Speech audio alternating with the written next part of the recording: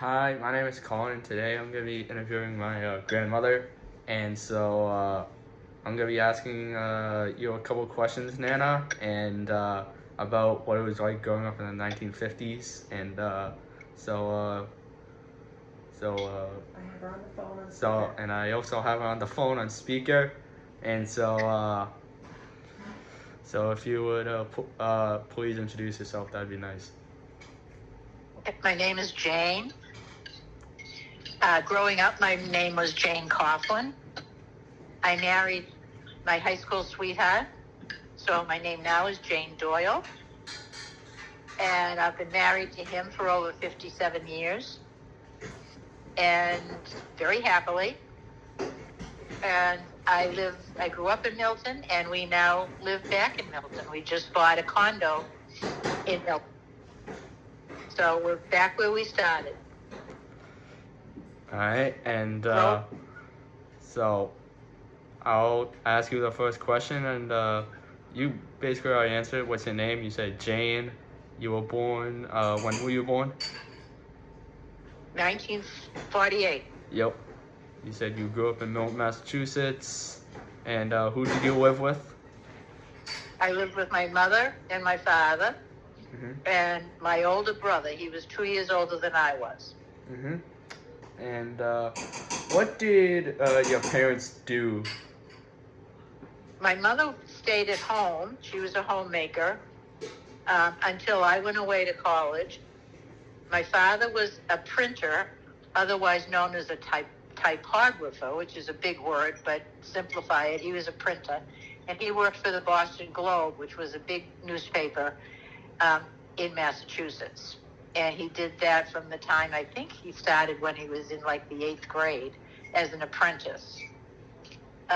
He was very active in the typographical union, and it was a good job for him. And we weren't wealthy by any means, but we weren't poor. Yeah. So, what was it like growing up in the 1950s? A lot easier than it is now, I can tell you that. It wasn't that I was aware of what was going on in the world, but the television wasn't as in your face as it is now, I guess. So there was a certain innocence among my friends and I. Politics wasn't as I don't know how to describe it. It just was. It was different. You know, there were campaigns, people running. I'm trying to think of how old I was. I was down in East Milton Square, and my aunt lived right on the main street in East Milton Square, and this is a true story. And it was a one-way street, and all of a sudden this real fancy convertible was going down the one-way street the wrong way. And I started yelling, and the top was down, and I said, "Hey, you're going down a one-way street the wrong way." And it was, I think he was running for senator, but it was who ended up being President John Fitzgerald Kennedy. But he was running for senator at the time, and I didn't know who it was. And he said, "I'm sorry, I won't do it again." And my aunt came running out, wondering who I was yelling at. So she told me who he was and what he was doing. And I got scolded at for not minding my own business. So things like that. But I was innocent. I didn't know anything about politics back then, and I don't know how many people my age do now, but they probably do. They're probably a lot more mature than I was. We didn't even own a car until 1958. It was the first automobile we ever owned. If we went out to dinner, we would take a cab to the subway station, or we'd go into Boston, and we'd take a cab from Ashmont Station in Dorchester back to our house in Milton. And I didn't think anything of it. It was a very simple life. Mm-hmm. So, I mean, it just didn't. I mean, everybody in the neighborhood had a car, but we didn't. But I remember we bought a 1958 Chevy. I don't know if it was on my birthday or not, but the one thing I do remember, my brother and I got in the front seat of the car, and it didn't have a radio. It didn't even have a padded dashboard, um, because all those things were extras. My father did not believe in a radio because you didn't drive a car to be entertained, was what he said. He was very old-fashioned. And no white wall tires. And all of a sudden there was smoke coming out of the dashboard. Well, I guess I had pushed a button, and it was the cigarette lighter, and it started a small fire in the dashboard. So, of course, I got in trouble for that, which wasn't the first or the last time I got in trouble. So things like that would happen to me, or my brother would do something stupid. But, I mean, that was the kind of life we lived. And my parents they got angry, but they didn't get really, really angry because they knew I didn't do it on purpose. Let's put it that way. So, but that was the story of our first automobile. It was a silver blue Biscayne Chevrolet. All right. What would you usually do for fun? Hang out with my friends. As I say, there was a big town-owned park one street over from my house, and it had been donated to the town of Milton by the Cunningham family, who owned the property. So there was a tennis court on it, and there was a swimming pool. There were swings and slides and things like that. There was a baseball diamond. So we used to go up there and hang around and play and do whatever we wanted to do. That satisfied us. It was very simple. All right. The next question is what would you usually what would a traditional day usually look like for you? What a traditional day would look like? Yes.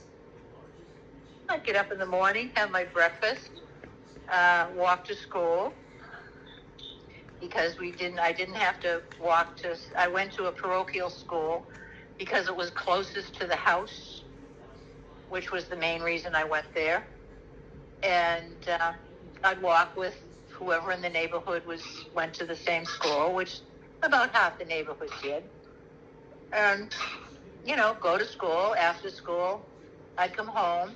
Sometimes, depending on the weather, we'd either hang out or I'd do my homework. Mm-hmm. And that was it. Mm-hmm. And, TV wasn't a big part of my life.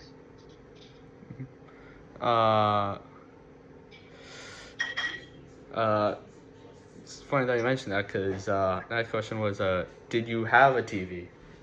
We did. We had one TV. It was a black and white. And I didn't watch that much of it. I think the biggest part of my life, I always loved to read. And I could walk down to the East Milton Public Library. And my mother was a reader.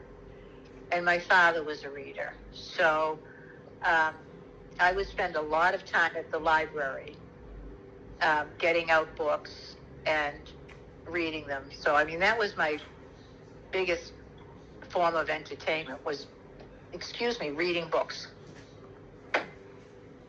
All right. How do you find out about the local news and news going on around the world? Basically, discussions at dinner time. My father would make, but I mean, we didn't talk that much about the world news unless it was something. We didn't talk about anything that was controversial. Let's put it that way. If something important happened that my father thought or my mother thought my brother and I would benefit from knowing, that wouldn't upset us. It was discussed. But our innocence, I think, was somewhat protected by them. Mm-hmm. So that, which I was very grateful for.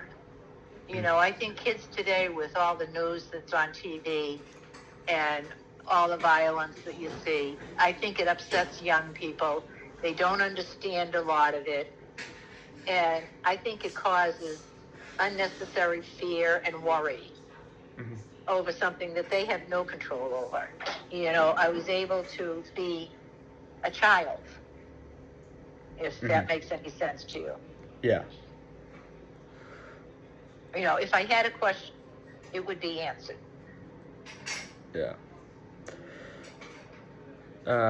What would you usually eat for dinner? Oh, it would vary. My mother was a very good cook. She had her parents died when she was relatively young. And she was brought up by two, I call them old maid aunts, Molly and Abby, who came from Ireland, who worked for wealthy families in Boston as maids. And I think they were cooks for the families. I don't know who the families were. But when her parents both died, they came and lived in the house that my mother grew up in East Milton Square. It was a two-family house. And they cooked and took care of my mother, her sister, and her brother. So my mother learned to cook from Molly and Abby. And so she was a really good cook, very substantial cook, very good food. But, not gourmet meals, but good meals. All right. Did you know your neighbors at all?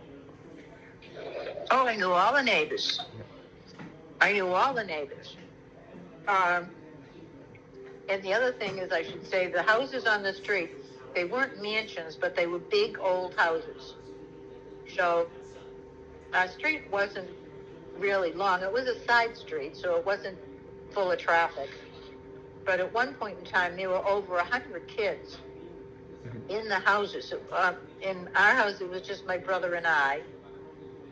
Next door to us was a young boy whose father died when he was an infant. So he was an only child. But there was a family of 11. There was a family of 7. There was a family of 8. There were large families up and down the street. So there were tons of kids. Mm-hmm. So it was really a nice place to grow up. Mm-hmm. All right. What was school like? How was school? How was school? Yeah. It was good. We had the Sisters of St. Joseph. They could be, strict. I didn't get in trouble because if I did, I'd be punished in school. And if I had to stay after school, I would never come home and tell my mother or father because I'd get in trouble at home too, So that was something that I didn't, relish doing. So, I wasn't a goody two-shoes, but, I just minded my own business and tried to keep my head down and my mouth shut to the best of my knowledge. Or the best of my ability, let's put it that way. Yeah. Did you ever get any homework or anything? Oh, sure. We had homework every night. All right. How did you talk to your friends? How would you make plans with your friends? We'd do it at school or after school. But as I say, we didn't do too much at night. Most of what we did was during the day or on weekends. There was a movie theater down in East Milton Square, which we could walk to, but you wouldn't go there at night, basically. You'd go to the Saturday matinee if you wanted to go to the movies. Life was simple. It wasn't that complicated. It might sound boring to you now, but we didn't know anything different. So it was very simple. I mean, I look now and, gosh, you have so many choices. I don't know how you can decide what to do. Yeah. That might And, be silly, but and we didn't have the electronic games. We didn't have. I think there were. Let's see, there was 4, 5, and 7 for TV channels. That was it. And it was a lot simpler. alright, and how like would like you dress back then? Well, it was a Catholic school, so we wore uniforms. Mm-hmm. And, basically the same clothes that you'd wear now. I mean, the pants might be a little bit different, but I mean, I had pants that I'd wear if I was going out to play, or shorts in the summer. The same things that you'd wear, just the styles and the colors might be a little different, but the clothes were basically the same. Alright. And where would you go shop? Like if like you ever did shopping, like where would like you shop? We used to have to go into Boston. Occasionally we could take a bus and go to Quincy. Mm-hmm. Or we'd take the train from Ashmont and go in town. And that was it. What were like your expectations like growing up? Like what would like your parents like expect from you? What did they expect from me? Yeah. They expected me to behave myself, not to get into trouble, to tell the truth. Mm-hmm. And when we got a report card, the first thing my mother looked at was, ethic and conduct, before she looked at my grades. And if I got a low mark in ethic and a bad mark in conduct, I would get in trouble, because 9 out of 10 times my marks weren't that good either. And I used to do that with my own kids. If you don't behave in class, you don't have much of a chance to learn much. And if you don't try hard, you're not going to learn much. So I carried that over from my mother and father. Yeah. How would you get like to place? Like what was like transportation like? As I say, we didn't own a car. I was 10 years old when my parents bought their first car. So we would either walk down to East Milton Square and take the bus and go into Ashmont, which is in Dorchester. And from there we could take the MBTA into Boston. Mm-hmm. Or we could take a bus at the foot of our street, which would take us to Quincy, or Wollaston Beach. I think it'd be at Wollaston. But that's how we got around. As I say, we didn't know any different. What were some like your hobbies growing up? Probably my biggest hobby was reading mystery books. I mean, I was an avid reader. Mm-hmm. And if I didn't have anything to do, if the weather wasn't good, I could sit and read a book all afternoon. Mm-hmm. It didn't make any difference. Mm-hmm. I could entertain myself. Mm-hmm. Alright, and how did social like gatherings go? Like going to like a big public place, like a movie theater or something like that? Oh, that was fun. I mean, I had friends, and as I say, they had the movie theater in East Milton Square, and every once in a while, I hung around with a group of kids, and if there was a good movie playing, and if we had money, I think it was 35 cents or something, to go to the movie theater, and we'd decide we'd go to the movie on Saturday afternoon. I mean, at night we couldn't go because you couldn't walk out at night by yourself. I suppose it was safe, but you just didn't do it. Yeah. And one final question here is, how were like big family get-together like parties like how were those? Like family get-togethers. Yeah. Pretty much the same as they are now. My mother's brother Frank, he lived on the corner of Pleasant Street and Edgehill Road. His house is still standing there, as a matter of fact. And he had the biggest house. And every Christmas Eve, we would go up to his house. And it was a beautiful house. He had a grand piano in his living room. And we would go up to his house on Christmas Eve. And I always thought that was just the most specialist thing. Mm-hmm. And, my aunt would put on a real fancy dinner. At one point in time, she had a TV show, I think it was on Channel 2, called Cooking with Mim. Mm-hmm. And so she loved to cook and was a good cook. So that was always special, to go up to Frank and Mim's for Christmas Eve. But, I mean, we used to just go to somebody's house for whatever holiday it was. Basically the same you do now. All right. Thanks for letting me interview Nana. I hope I was helpful. Yep. You very much were, and thanks for just taking the time, and it means a lot. Thank you. Okay, thank you for asking me. All and right. I love you. And good luck. I hope you feel better.